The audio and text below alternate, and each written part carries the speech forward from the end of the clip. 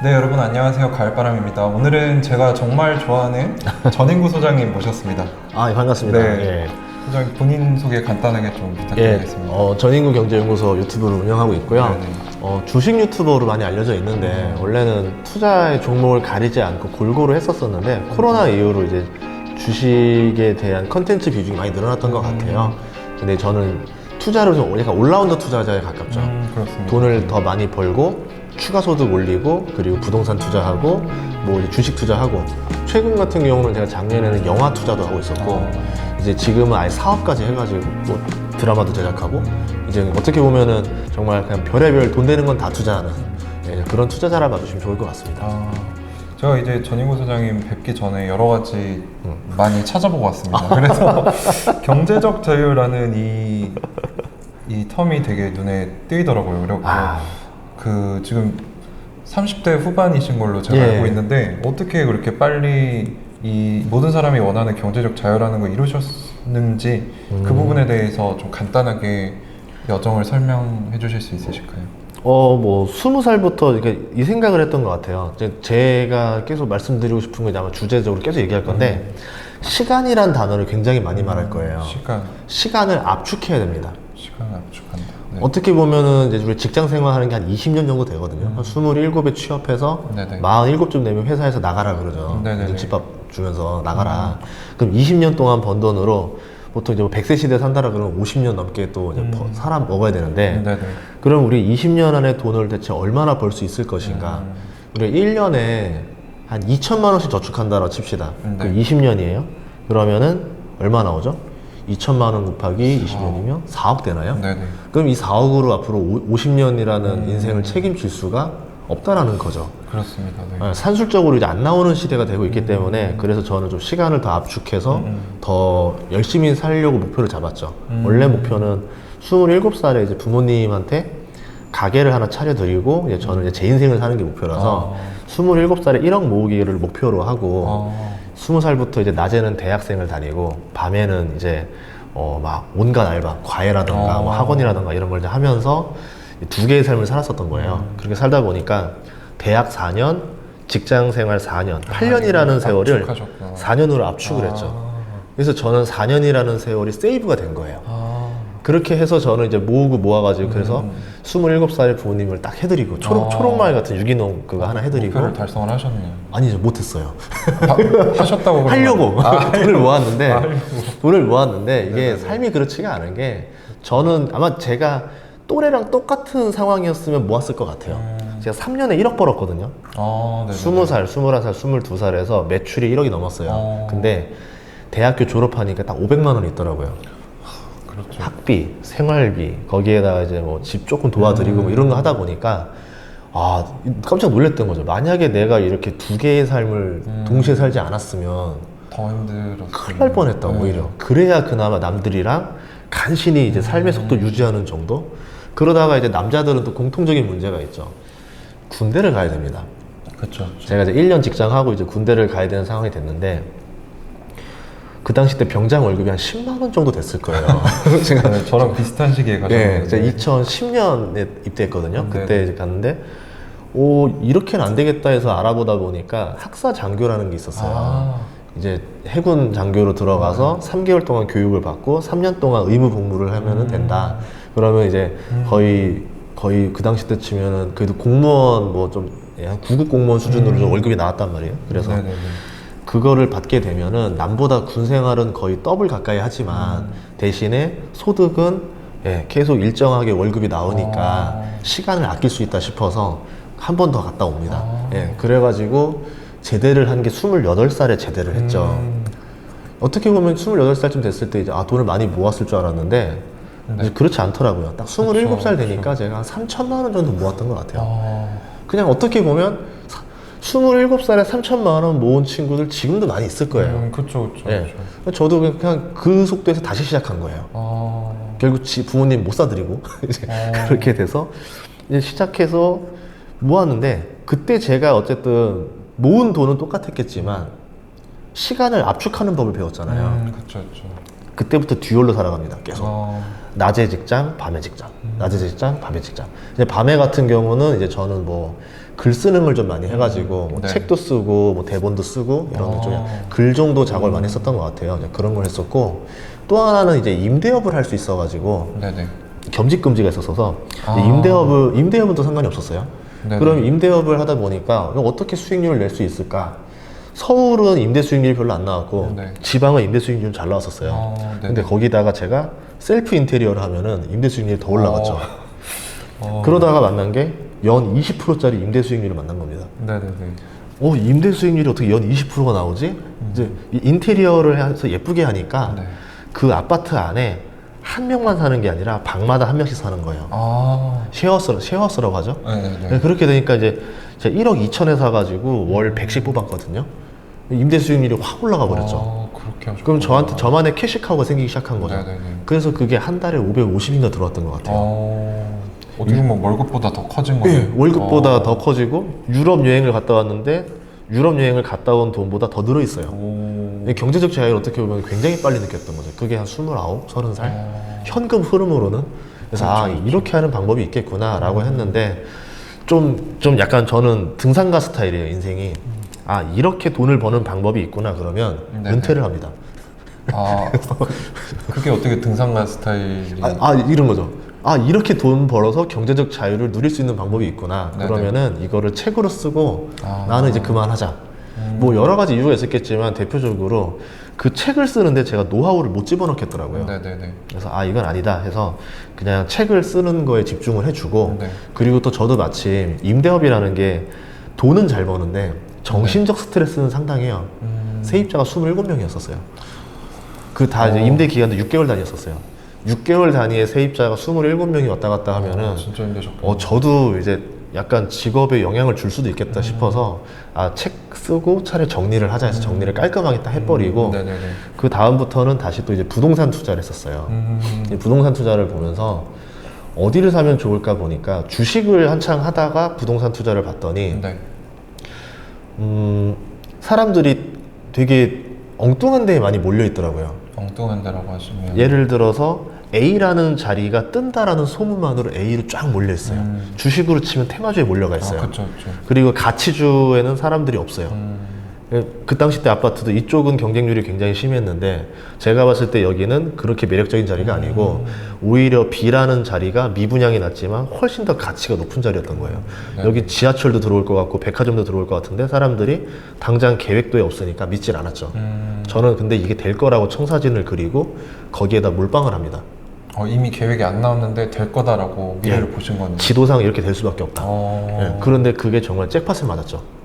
예, 뭐 이런 식으로 해서 투자. 감각이 되게 물론 엄청난 공부가 뒷받침됐겠지만 감각이 그쵸. 되게 좋으시네요. 그래서 투자 자체도 되게 어떻게 보면 운이 좋았다라 표현할 수도 있고 어떻게 보면 그 시기에서 그런 아이디어가 잘 떠올랐다 싶을 것 같아요. 운도 어떻게 보면은 실력이 베이스가 예. 돼야 터질 수 있는 거니까. 저는 이제 발품 많이 팔았던 것 같아요. 그때 이제 원룸주 건물주가 꿈이라서 계속 지방을 돌다가 네네. 결국 뭐 원룸을 짓지는 못했지만 여수라는 도시는 이런 도시고 어떤 도시는 어떤 도시고 이런 식으로 머릿속으로 다 이제 빅데이터가 쌓였던 거예요. 공부를 많이 하신 예, 거예요. 그러다가 이 도시를 봤더니 이 도시는 일반적인 다른 도시들을 비교해서 봤을 때 이렇게 진행이 되던데 그럼 여기가 알짜인데 왜 사람들은 모르지?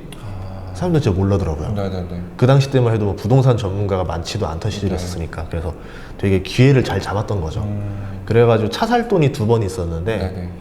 예전에는 그 돈으로 주식을 사서 주식이 잘 됐었고 그때는 그 돈으로 또 집을 사서 집이 잘 됐었고 예, 그래서 이런 식으로 이렇게 조금씩 자산의 퀀텀이 올라갔던 것 같아요. 그래가지고 저도 모르게 정말 몰랐던 것 같아요. 그러다 보니까 시간이 지나서 보니까 35쯤 돼서 사표를 내도 되는구나. 그때 그 정도 자산이 이제 누적이 되게 된 거예요. 왜냐면 저는 약간 시간을 압축하는 사람이다 보니까 제 자산을 잘 체크를 하진 않아요. 그것도 되게 중요한 포인트네요. 나 동탄에 집 하나 있지, 뭐 세종에도 하나 있지, 제가 주식 뭐 갖고 있지, 뭐 이런 식으로만 있는 거지. 이게 지금 시세가 얼마니까 내 자산이 얼마고 부채가 얼마야, 막 네네네. 이걸 타이트하게 잡지 않았던 이유가 제가 그렇게 약간 재무 조사를 할 때마다 스스로한테 수익률을 보잖아요. 그쵸, 보게 되죠, 아무래도. 그때부터 약간 투자가 잘 안 풀렸던 경우가 많았어요. 저만의 징크스인가? 그래서 저는 안 열어봐요, 잘. 그냥 있다라는 정도만. 어떻게 보면 장기 투자 마인드가 묻혀 계셨던 거네요. 그렇죠. 이제 아이온큐를 치면 내가 아이온큐를 안 갖고 보고 있지 있는 이건 거죠. 거지 네. 주가를 모르는 거예요. 아, 되게 중요한 포인트인 것 같습니다. 제가 그리고 정확하게. 유튜브 하기 전까지는 저는 주가 확인도 안 했던 사람이에요. 그러니까 제가 산 종목들에는 정말 노력을 많이 기울여요. 몇 달을 거쳐서 연구를 하고 고민을 하고 막 지인들한테 물어보고 답변을 얻은 다음에 네네. 아 그래 투자할 만하겠다라고 이제 들어가는 스타일이었는 대신에 사고 나면 까먹어 버려요. 그 까먹는다는 건 뭐냐면 장점이 스트레스를 안 받아요. 그렇죠, 그렇죠. 솔직히 두려움도 없어요. 모르니까. 그렇죠, 그렇죠. 근데 스트레스를 안 받아야 되는 게 스트레스를 받으면 내가 다른 일을 못 합니다. 네네네. 효율도 떨어지고. 네. 그럼 직장 생활도 해야 되는데 직장 생활 스트레스도 장난 아닐 건데 거기에서 주식 투자 스트레스까지 같이 받아버리면 퇴근하고 났을 때 내가 아무것도 안 해도 피곤할 거고 네네네. 가족들이랑 뭐 삼겹살 먹으러 가서도 그렇죠. 계속 오른손은 쉬지 않고 보고 있을 거예요 아마. 가족들이랑 갈등이 생기게 되고. 네, 갈등은 생기고 그러고 나니까 난 또 피로하고 또 빠졌네 이러면서. 그렇죠. 근데 저는 대신에 그걸 다 배제하고 그렇게 해서 에너지랑 시간을 아낀 다음에 추가 소득을 늘리는 데 집중을 한 거죠.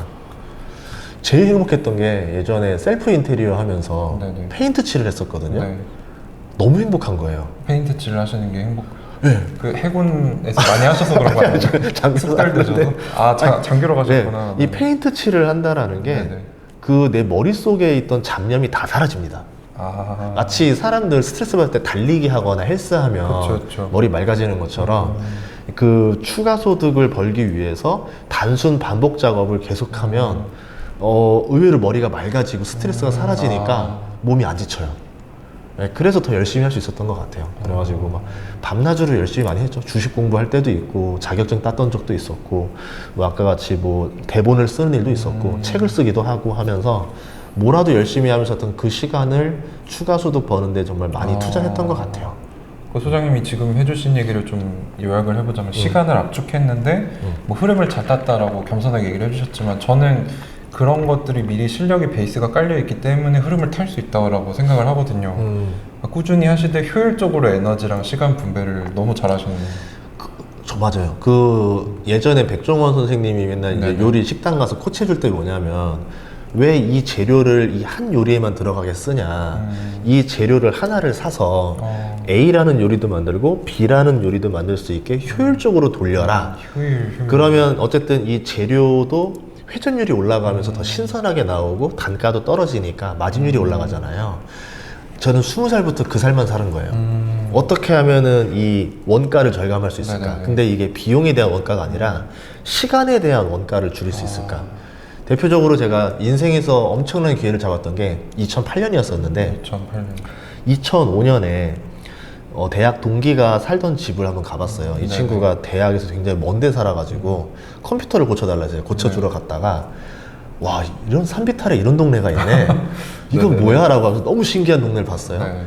거기가 부산의 센텀시티라는 그 오, 목적지근한데 바로 옆이었습니다. 네네네. 그 저는 이제 어쨌든 눈으로 사진을 다 찍어 놓은 거죠. 이런 거죠. 누나 여기 얼마예요? 이러면서 매매가 얼마고 전세가 얼마고 월세가 얼마야. 근데 여기 왜 이렇게 빌라가 많아요? 여기가 뭐 밀려나가서 이러이러한데야.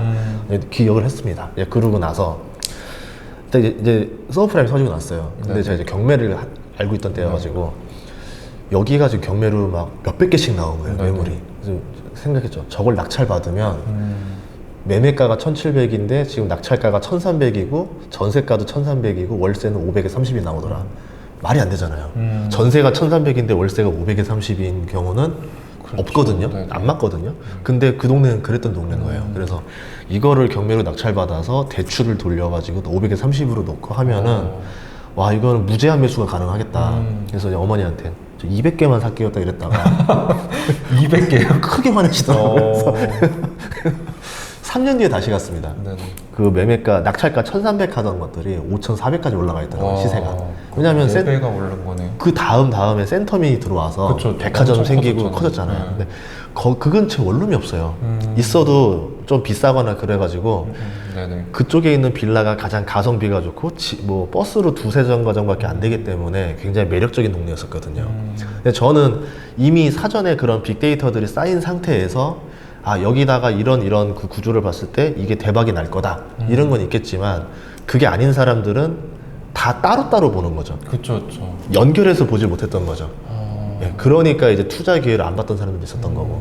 이런 식으로 우연히 내가 어딘가를 갈 때 그냥 그거를 그냥 지나가는 게 아니라 그냥 거기 집값이 얼마예요라고 한번 물어본다라든가 뭐 여기 지금 평당 얼마예요? 여기 뭐 개발 뭐가 들어와요를 그냥 가는 곳곳마다 한 번씩 그냥 알아보려고 노력만 하면 빅데이터는 막 쌓일 거고요. 그게 어느 날 갑자기 발현돼요. 진짜 어느 날 갑자기.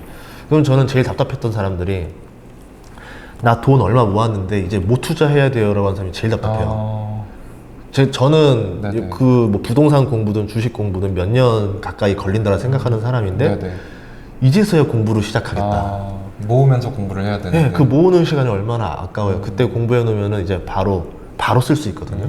근데 지금 그러지 않은 사람들이 많아서 차라리 지금 하락장 같은 때를 즐기라는 거죠. 그쵸. 공부를 제대로 할 수 있는 시간, 돈을 모으면서 그렇게 이제 볼 수도 있겠네요. 왜냐면 전쟁에서 졌을 때요. 제가 삼국지 네네. 좋아하잖아요. 네네. 전쟁에서 졌을 때 하는 일이 제갈량이랑 조조가 한 일이 똑같습니다. 어떤 일을 했어요? 제갈량은요, 유비가 그 손건 공격하다가 병력 다 대패시켜놓고 그 훌륭한 유망주 장수들 다 날라갔잖아요. 네네네. 그럼 제갈량 어떻게 했겠어요, 여기서? 바로 전쟁 나간 게 아니라 네. 남만을 정벌하고 행정을 다시 정비하면서 이제 다시 병력을 길렀죠. 네네. 그러니까 우리도 투자해서 손해를 좀 보고 하락장이 왔을 때는 바로 또 대규모 투자를 하는 게 아니라 현찰을 모아가면서 아 내가 왜 전쟁에서 졌을까? 앞으로 어떤 투자를 할까? 그리고 그 현금 흐름을 더 원활하게 만들어 놓는 작업을 준비하라는 거죠. 그러면서 이제 다음번에 투자처를 위해서 내가 계속 다듬으라는 얘기인 거예요. 조조 같은 경우도 그 적벽대전에서 100만의 군사를 잃었지만 그리고 올라가서 한 게 뭐냐면 한동안 전쟁하지 않고 계속 병력을 기르는 데 집중을 했습니다. 그러니까 때를 보면서. 예, 좀 시간을 기다리고 회복을 하는 거죠. 원소 같은 경우는 한 번 졌을 때 다시 병력을 다 박박 긁어와가지고 또 전쟁을 또 나갔어요. 그렇게 두 번 지고 나면은 회복이 안 돼요. 끝났어요. 그렇죠. 그럼 우리가 이제 어쨌든 하락장을 만나고 나서 대패했을 때는 어느 정도 회복의 시간을 가지고 좀 공부를 열심히 해보자. 그러면 또 좋은 종목이 나올 거고 그때는 내가 기회를 놓치지 않을 것이다. 예, 그렇게 생각을 합니다. 제가 지금 저도 소장님에 대해 이렇게 처음 뵙는 거고 처음 알아가는 시간인데 제가 되게 느꼈던 게 제가 사람들을 이렇게 볼 때 이 사람은 생각을 많이 한다라는 사람이 있고 이 사람은 행동력이 좋다라는 생각이 드는데 이 두 개를 갖춘 사람을 보기가 쉽지 않거든요. 근데 소장님이 약간 그런 스타일이신 것 같아요. 저는 약간 행동력은 뛰어난데 생각이 좀 부족한 사람이거든요. 아유. 그래서 항상 행동을 하면서 시간을 압축하되 그 안에서 끊임없이 생각을 하면서 어떻게 하면 내가 더 스마트하게 효율적으로 움직일 수 있을까? 그리고 저도 좀 생각의 힘을 길러야겠다라는 생각이 좀 들게 됐습니다. 왜냐면 제가 이제 주식을 7년 물렸기 때문에 네. 경험한 것 같아요. 그쵸. 7년을 물리는 상황에서 제가 만약에 그 주식만 바라봤다 생각해 보세요. 자, 그럼 어쨌든 7년 뒤에 돈은 벌었어요. 그쵸. 근데 그 다음에는 없어요. 저는 그냥 7년 물린 세월 동안 그 주식을 솔직히 거의 잊고 살았어요. 뭐 주식 물리든 말든 나는 원룸 건물주가 될 거야 이러면서 부동산 공부하러 다니고 그 물린 상태에서도 또 이제 모아온 현금을 가지고 태양광이 괜찮겠는데 그러면서 OCI를 샀어요. 근데 OCI가 원래 60만 원을 바라보고 30만 원에 샀는데 갑자기 그 일본의 쓰나미가 터지면서 이제 갑자기 올라버린 거예요. 엄청 많이 오르지 않았나요? 네. 100만 원 넘게. 그때 제가 이제 배를 탈 때여가지고 한 15일 뒤에 왔다 갔다 할 때 왔는데 돌아왔더니 가격이 갑자기 66만 원이 찍혀 있는 거예요. 그래서 이게 뭐야? 목표가를 바로 돌파해버렸는데. 너무 놀란 거죠. 이렇게 빨리 오르면은 이건 오버슈팅이다 그쵸, 해가지고 그쵸. 어차피 제가 또 다시 또 배를 타고 돌아오는 사이에 또 할 수가 없으니까 그냥 매도를 치고 배를 다시 탔습니다. 네. 그 뒤부터 66만 원에서 2만 원까지 내려갔죠 이게 쫙. 그렇구나. 예. 그러니까 평소에 알아둬야 이게 오버슈팅인지 아닌지까지도 판단을 할 수 있겠네요. 그렇죠. 그 다음에 또 이제 다음번에는 어떤 거에 기업에 투자를 해야지 공부를 해두고 그 다음에 또 어떤 걸 해야지 공부하다가 2013년쯤 됐을 때 이제 물렸던 주식에서 갑자기 꽃이 피는 게 보여요. 네네. 연애도 여러 명이랑 해도 연애 고수가 되지만 네네. 한 명이랑 오랫동안 연애해도 고수가 되거든요. 오는 거죠. 7년 동안 네. 물렸던 주식에서 뭔가 이상한 기류가 느껴져요. 아. 이거 왜 이러지? 네네네. 뭔가 막 찌가 움직여요. 이거 뭐지 이러면서 이제 그래서 보니까 사방에 레미콘 차들이 막 가득 왔다 갔다 하고 그게 눈에 띄고. 예, 그리고 분명 뉴스에서는 집 사지 말라라고 하는데 막상 모델하우스에서는 사순위 청약한다고 사람들 줄 서가지고 막 뽑기 하고 있고 네네. 프리미엄이라는 게 마이너스 피가 있는 아파트들도 있는데 반면 플러스 피라는 게 생겨가지고 프리미엄이 거래가 막 생기기 시작하고 턴 어라운드라는 시점이었던 것 같아요. 적자에서 흑자로 어떻게 보면 이제 건설이라는 곳이 네. 느꼈던 거죠. 아 이거 이제 된다. 그때부터 이제 제가 물렸던 주식이랑 그 물렸던 주식의 경쟁사 주식까지 박박 긁어 사모은 거예요. 확신이 오셔서 베팅을 네. 하신 거네요. 그리고 그게 6개월에서 1년 만에 거의 이제 4배에서 10배까지 올라갔었거든요. 그럴 때 이제 자산이 크게 널뛰기를 한 거네요. 그쵸. 그래서 이제 물렸던 주식이라 하더라도 그냥 물렸다고 내버려 두는 게 아니라 그래도 딱 언젠가 돌아오는 타이밍 때 그때 턴 어라운드 할 때 이제 과감하게 투자를 한 거죠. 어떻게 보면 저도 몰빵 투자를 한 거죠, 그때는. 그리고 나서 이제 정말 많이 올라서 정리를 하고 나왔는데 아마 2년 정도 더 보유했으면 더 많이 벌었을 거예요. 근데 그냥 제 입장에서는 여기서 그냥 정리하고 다른 투자를 또 하자. 왜냐면 그때 제가 보니까 건자재 쪽은 많이 올랐었는데 아파트 가격은 또 정말 저렴했었어요. 제가 많이 돌아다니다 보니까 또 이제 만나는 사람들이 많았는데 그때 우연히 건설사 또 높은 분들을 좀 알게 돼가지고 어디 지역에 아파트가 얼마에 분양이 나왔는데 사도 될까요 말까요 물어보니까 그러면 건설사가 적자 보고 지는 거다. 또 그런. 그럼 제 생각인 거죠. 계속 인건비는 올라간다면서요. 네네. 그래서 다시는 그렇게 싸게 못 지어. 그렇게 해서 들었고 그리고 분양 현장에서 피가 올라가기 시작합니다. 그럼 당연히 분양가가 올라가겠죠. 그쵸, 그러면 이제 뭐 이제 슬슬 분양가가 올라가니까 구축 아파트도 이제 계속 이제 새로 나오는 분양가에 맞춰서 피가 올라가지 않을까. 그러면 지금은 아파트를 투자하는 것도 괜찮겠다라고 해서 그때 이제 아파트를 샀었죠. 내 집 마련을 했었죠. 네네. 예. 근데 실제로 그게 좀 잭팟이 나왔죠. 근데 그 아파트 산 돈을 주식으로 번 돈으로 산 것도 있었지만 하나는 뭐였냐면 그냥 제가 추가 소득을 낸 게 있었어요. 네네. 토요일 날 출근함으로 인해서 얻는 소득이 좀 있고 뭐 짜잘짜잘하게 제가 뭐 강의를 하던가 조금 받아가지고 네네. 4천이라는 돈이 추가 소득으로 모였었어요. 추가 소득으로 열심히 잘 한 모으셨네요. 2, 3년 긁어 모았잖아요. 네. 그랬는데 근데 그거를 외제차 살려고 제가 아우디 A4 살려고 남자들은. 예, 남자들의 로망 그거 딱 살려고 모아놨는데 갑자기 딱 그런 타이밍이 열린 거잖아요. 네네네. 한참 고민했어요. 정말 아우디 타고 싶은데 한 타임만 쉬자. 네네네. 그리고 그 돈으로 삽니다. 그리고 그 아파트가 이제 6년인가 7년 지나서 계약금을 4천을 넣었는데 6년 지나서 10억이 됐죠. 4천을 넣으세요? 예, 계약금 4천. 거기 이제 계약금 3천에 프리미엄 1천 주고 그러면 실질적으로 대출은 2억 7천 정도에 남은 게 있을 거 아니에요. 근데 그게 아파트 값이 10억까지 됐으니까 그럼 저는 7억이라는 마진이 나는 장사가 된 거죠. 만약에 제가 그냥 A4를 그냥 아우디를 샀다라고 하면은 감가상각으로 그냥 사라질 가치였을 건데 그쵸. 근데 저는 그게 오히려 하나의 이제 어떤 유형 자산으로 남게 된 거죠. 이런 식으로 추가 소득을 만들니까 투자 기회가 보너스로 한 번 더 생겨요. 맞습니다. 네. 예, 근데 그런 게 생기면 뭐냐면 남들은 예를 들어서 1년에 3천만 원 모으시는 분들 있잖아요. 네네. 그럼 투자 기회가 한 번이에요. 저는 월급으로 3천 모으고 추가 소득으로 3천을 또 모았어요. 네. 그럼 저는 투자할 기회가 2번 생겨요. 그럼 인생에서 투자 성공률이 비슷비슷하다라고 보면은 어쨌든 저는 그러면 그 친구보다 제가 성공할 확률이 2배가 되는 거죠. 근데 이 성공이라는 게 뭐 수익률 10% 20%가 아니라 아까 말했던 대로 뭐 3배 5배짜리가 나올 수도 있는 거거든요. 그럼 그게 2배 3배로 터지면 당연히 자산이 순간적으로 복리로 쌓여나가는 거죠. 저도 자산이 이 경제적 자유라는 단어를 좋아하지도 않고 생각해 본 적도 없었는데 네네. 갑자기 불어나요 정말. 그러면서 갑자기 이런 거죠. 퇴근하셔도 좋습니다. 네. 되게 중요한 포인트들이 너무 많았는데 제가 좀 정리해보자면 저는 이제 소장님이 그 30대 초반에 밟으셨던 그 승부수를 던지는 그 단계에 지금 있는 상황이거든요. 저도 어떻게 보면 물린 거잖아요. 결과적으로는 물렸지만 이제 확신을 가지고 있기 때문에 공부를 하면서 묻어두는 건데 이제 여기에만 머물 게 아니고 소장님 하셨던 것처럼 뭐 부동산에도 주의를 좀 돌리고 다른 분야를 공부하면서 내가 여긴 기다리고 있지만 다른 데 어디 또 낚싯대를 던질 것인가 그 부분을 고민해야겠다라는 부분이 좀 맞아요. 와닿네요. 저도 추천드리고 싶은 게 뭐냐면 그 제갈량 같은 경우도 어쨌든 이제 나중에 북벌을 하러 가려고 하는데 물린 상태이기 때문에 복구를 하려면 어딘가 좀 약간 뭔가를 좀 가져가야 돼요. 그쵸, 그쵸. 밑에 남만이라는 데가 있었어요. 네. 여기서 물자도 충원하고 인력도 충원을 좀 합니다. 여기 정보를 해가지고. 네네네. 그러니까 뭐냐면 나도 아이온큐에 물렸으면 결국은 이 아이온큐를 더 사들일 수 있을 만한 현금을 어딘 가서 더 벌어와야 된다는 거죠. 그렇죠, 그렇죠. 뭐 물린 데에 계속 몰빵해서 이게 빠른 시간 안에 V자 반동으로 빠져나오면 괜찮은데 안 그럴 수도 예를 들어 이게 뭐 한 3년이 갈 수도 있고 5년이 간다라 치면 그렇죠. 저는 그 사이에 다른 데 투자해서 들어오는 수익으로 여기를 더 채워주는 거죠. 그렇게 되면 이제 앞으로 여기서 나오는 아까 주식 보유수가 훨씬 더 빨리 늘어날 거고 진짜 아까 말한 대로 아이온큐가 뭐 5달러였었다가 50달러만 가도 대박이 날 수 있다는 거죠. 그 여러 가지 플랜을 항상 생각을 하고 있어야 되고 예. 제가 실패했을 때를 대비하기 위한 플랜도 열심히 짜야 되겠네요. 예.